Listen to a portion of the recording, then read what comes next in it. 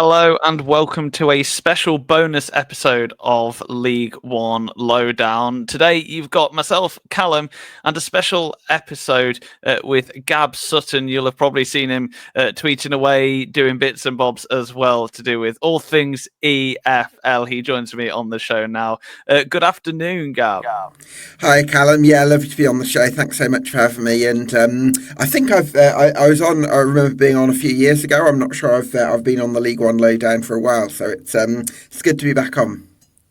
Great to have you on. I suppose there's a couple of places we could start with League One. Everything's a bit mental at the minute. We've had a bit of a year where it's been a bit nothing, and now everything's kind of burst into life. Yeah, I think that automatic promotion race is probably the most fascinating part of the table, isn't it, Callum? The fact that Charlton won 4-0 at Wycombe as well on Easter Monday, it really sets the cat among the pigeons, because Wrexham will probably be ruining. They did win at Blackpool on Easter Monday, but that dropped points against Bristol Rovers. So frustrating, because they'd lost 7 of their last 8 Bristol Rovers and somehow managed to get a point in arguably the toughest possible fixture on the calendar. So that's a real frustration for Wrexham and a missed opportunity to gain some leverage at a crucial stage with Wycombe dropping points. But they did bounce back on Monday, so you'd have to make Wrexham favourites right now, and Wycombe momentum a little bit away from them at a crucial stage. But you never know about Charlton. If they can win back-to-back games then to end the season, then they've actually put themselves in the equation. One thing we've not done a huge amount is talk about Birmingham City. We've mentioned them a lot at the start of the season, and then when it became clear that they were going to be the runaway winners, we've kind of not really mentioned them. So I suppose now's the chance. Let's talk about Birmingham for a year. It has been remarkable for them. Obviously, there's this huge caveat of the money, but they've won the league and they've done it in spectacular fashion.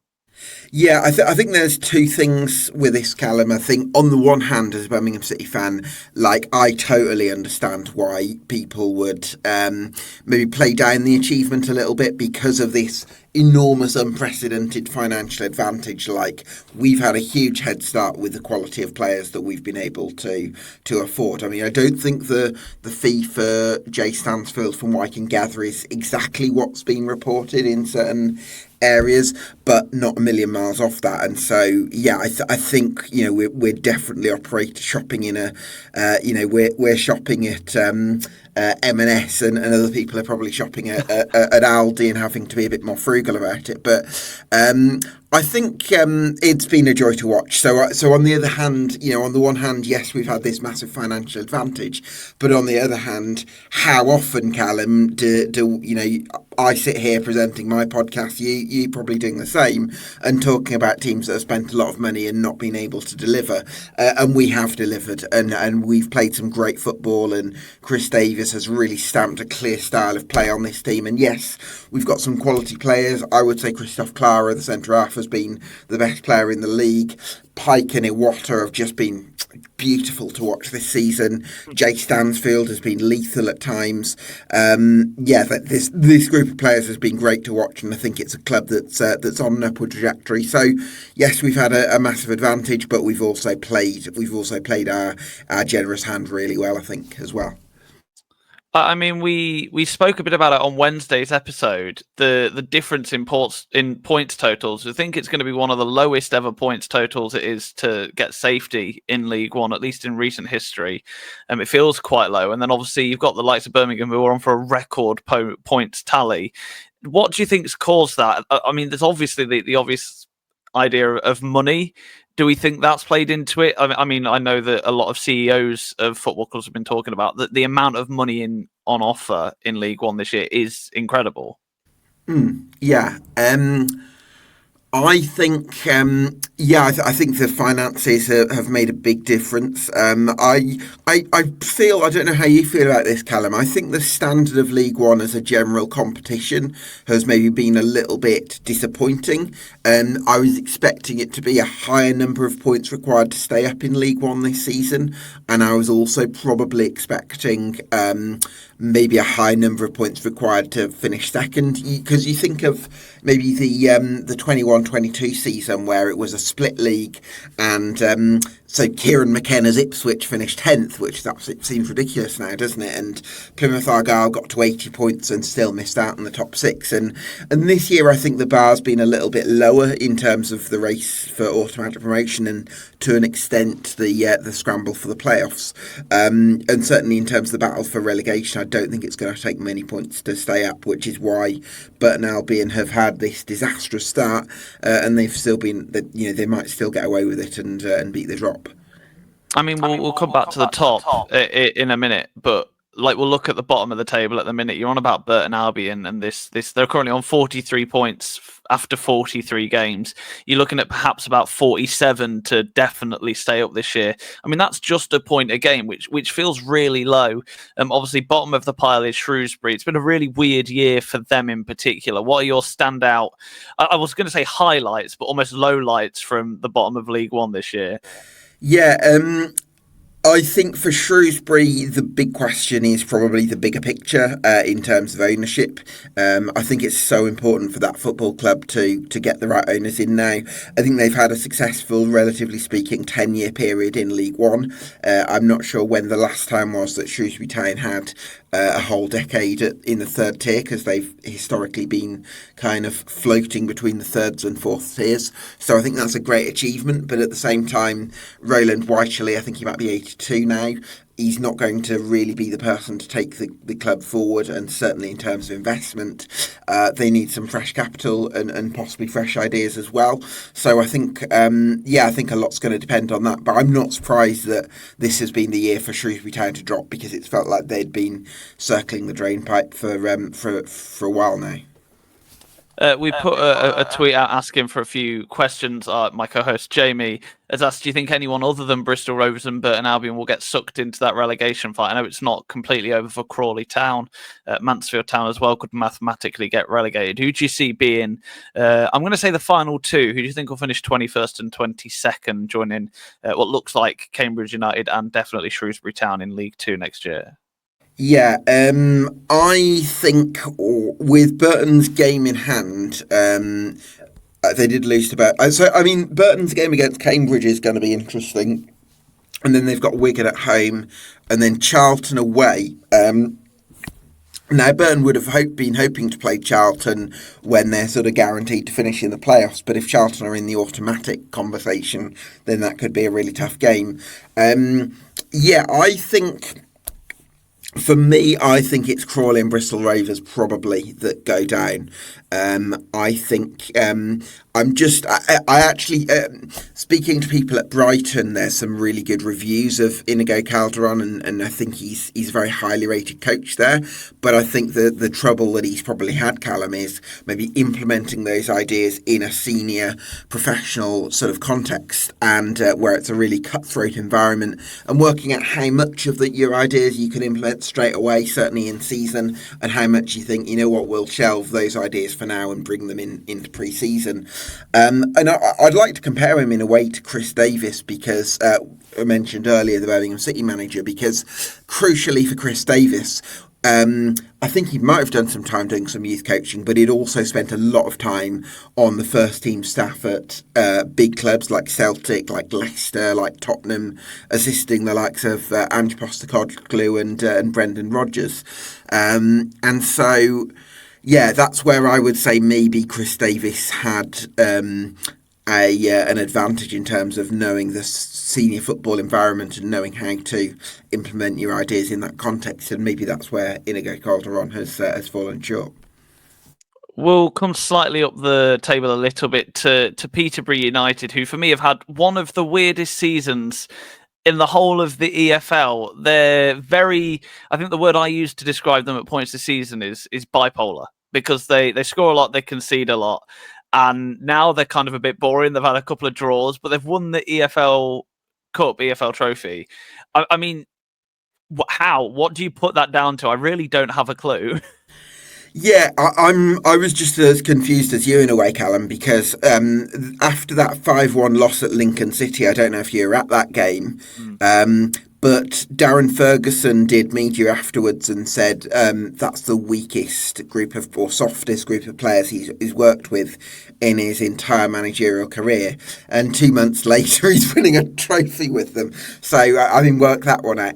I think it was definitely a season of transition for Peterborough United, because when you have to replace Knight, the centre half, Ronnie Edwards certainly, Ephron Mason-Clark, and I feel like there's another key player that they had that they lost in the summer that I'm forgetting. But there was a lot of players in short, and Harrison Burrows, of course, as well. And so when you lose 4 big hitters, and you replace them with players that are sort of stepping up and are at a different stage of their trajectories, obviously there's going to be a drop-off, and that's what's happened. But I think what they maybe suffered from was that lacking that little bit of leadership and nous. And I think bringing in Sam Hughes and Teo Eden in January maybe just stabilised things a little bit defensively and brought some leadership to the club. And then that's kind of given them the platform for some of these young players to flourish and finish the season in really good form. Kwame Poku's obviously going to be heavily sought after in the summer, and I think his return from injury was massive for them. Harley Mills as well, the left back, scored a beautiful free kick at Wembley in the EFL Trophy final. So again, there's probably a feeling that Peterborough could resume normal service next season with some of these younger players, or another step on the conveyor belt. It's one of them. You mentioned the conveyor belt at Peterborough United. In one way, it's kind of it's typical of the way that these clubs have got to function. In a way, they've got to get this talent and then sell it. But then it's so frustrating as a club, because Peterborough United, they'll know that they need to sell these talents in order to fund next season's squad. But then the fans will be frustrated that they're finishing 17th in League One. How does football balance that? Yeah, I mean, I think there's multiple views on this. I've spoken to Peterborough fans who are critical of Darren Ferguson because they feel like not enough of the money received for these star players goes straight into the budget. I would probably lie a bit more on the positive side of the equation, because I really like owners that run clubs in a sustainable way. I think if you're being picky, you'd ideally want to lose 1 or 2 key players each summer rather than 4 all in one go, because that's obviously going to create a lot of problems. But yeah, I think that there's some really good people there. I think Darren Ferguson, Darren McAntony, Barry Fry, these are all extremely passionate and dedicated football people. And I think that they'll get back on the right track next season. I would. It'd be a bit unselfish of me if I didn't mention Lincoln City this year. It's been a bit of an up and down year for them. Playoff potential at the start of the year, then they're just a really middle of the season, and now they look like they're coming back from strength to strength. What do you make of their season? Obviously, this change to the 4-2-3-1 has kind of helped recently as well. Yeah, well, I think initially you were struggling with I wasn't sure about the back three, because you had Adam Jackson on the right of a back three, and I always felt like he was a bit liable to those 1v1 situations and some of the problems there. So I can see how changing formation has helped, certainly in terms of progressing the ball up the pitch and maybe rediscovering, because that's the other thing, Callum. I'd love to hear your thoughts actually on this. I thought you played some lovely football last season, and this year it's felt like you, because of some of the issues at the back, maybe missing Alex Mitchell, missing Jensen as well, the goalkeeper. It's meant that the ball's gone over Ethan Arahan's head a little bit more, and you've maybe not been able to play through the lines as well as he did last year. But it sounds like you're kind of closer to rekindling a healthy formula. I mean, the big thing obviously is the sign of James Collins, who has been exceptional. But this 4-2-3-1, like you say, it helps them play through the lines, and whether they'll be able to keep hold of Arahan, I don't know. But that's a topic for another time.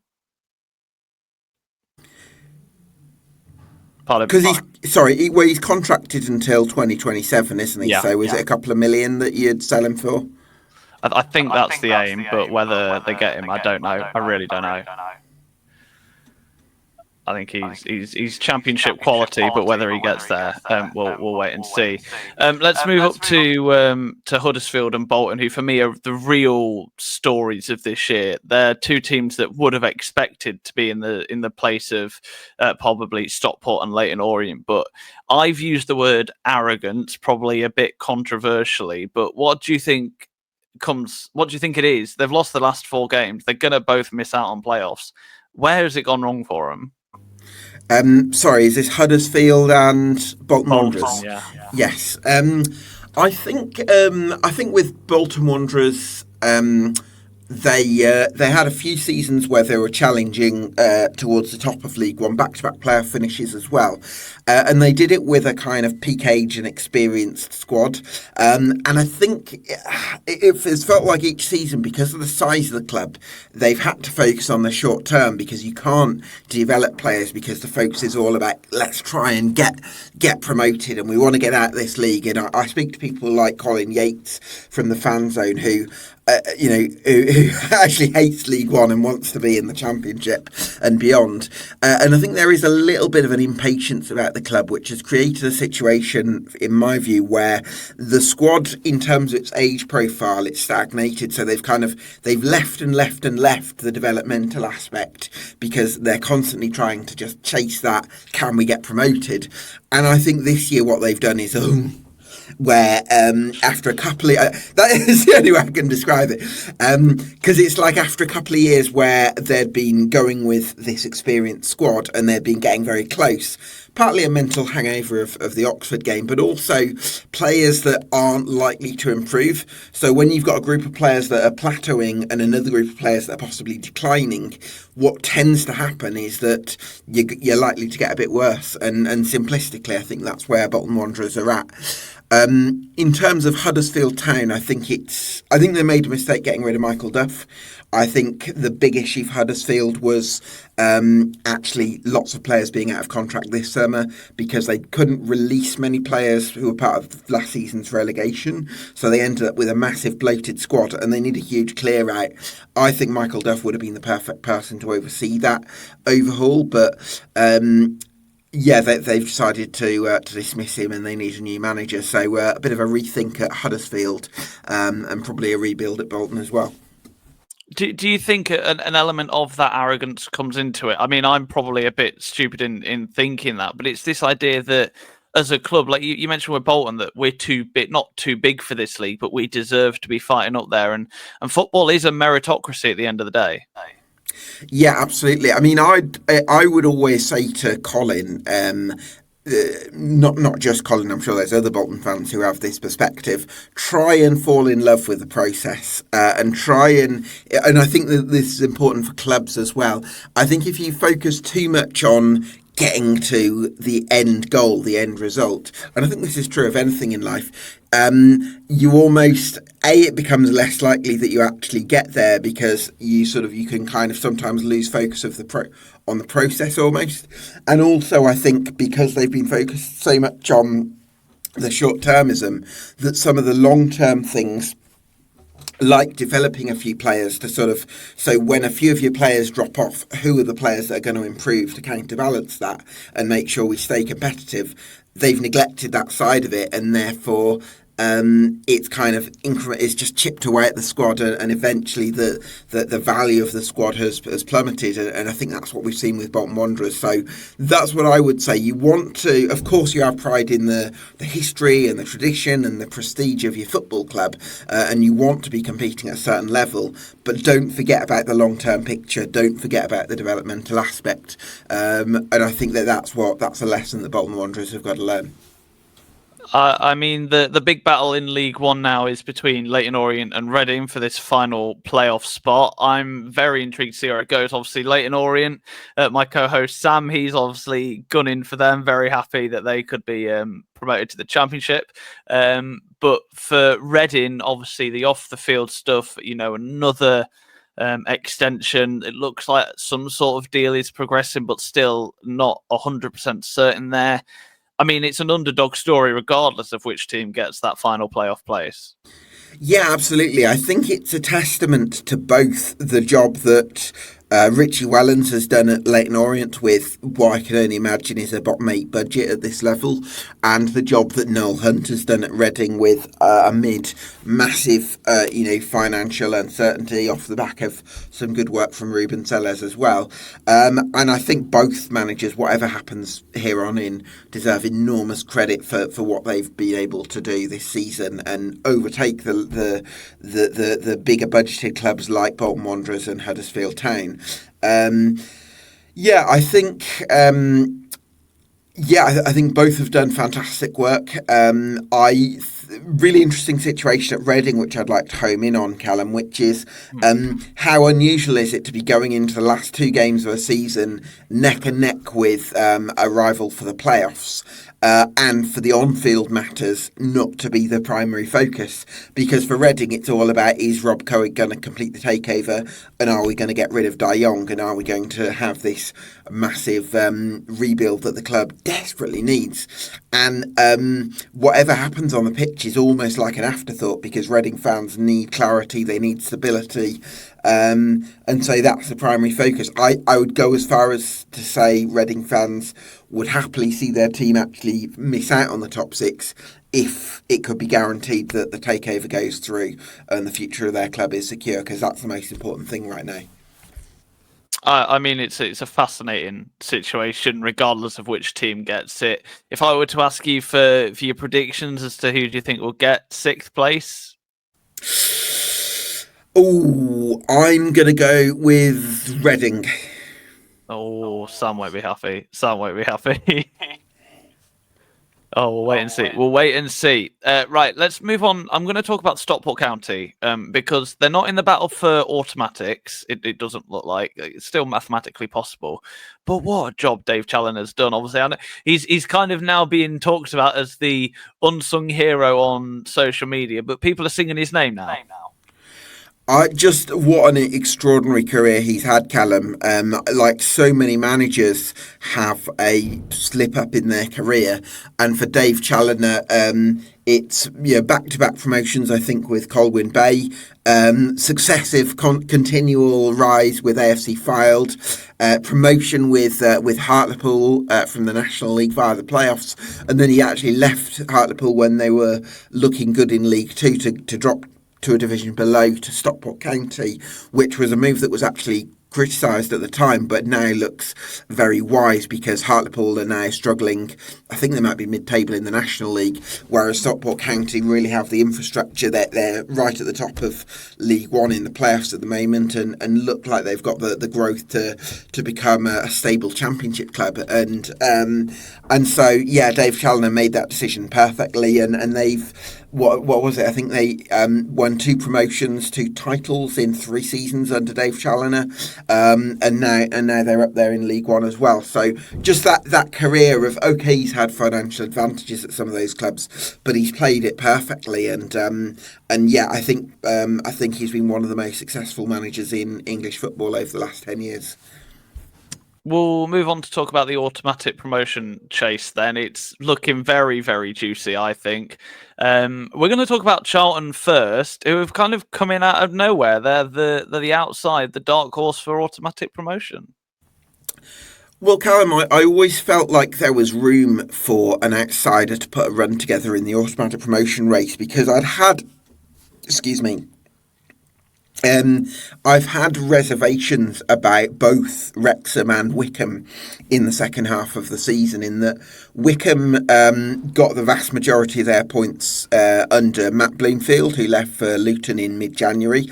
And since then, they signed 10 new players and appointed a head coach in Mike Dodds, who has a very good youth coaching profile, but not a very good managerial profile.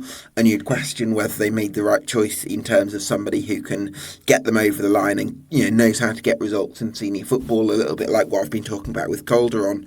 And Wrexham, while I'm probably more confident in Wrexham, I still sometimes feel like they can miss a bit of creativity in central areas other than Elliot Lee. They rely very heavily on their wing backs to create chances. They've got two brilliant centre forwards in Sam Smith and Jay Rodriguez, but in terms of that number 10 position, in terms of creativity, they've sometimes looked a little bit dry, albeit with a really industrious midfield with the likes of Ollie Rathbone and Matty James and George Dobson. So yeah, I think that there was, both have been done really well this season, but you always felt like there could be room for a late runner, and maybe Charlton are picking up that mantle because Matty Godden's been in wonderful form for the Addicts in the second half of the season. You've got Lloyd Jones, who's been one of the best centre-halves in the division. That partnership between Connor Coventry and Greg Doherty in midfield, I've been really impressed with.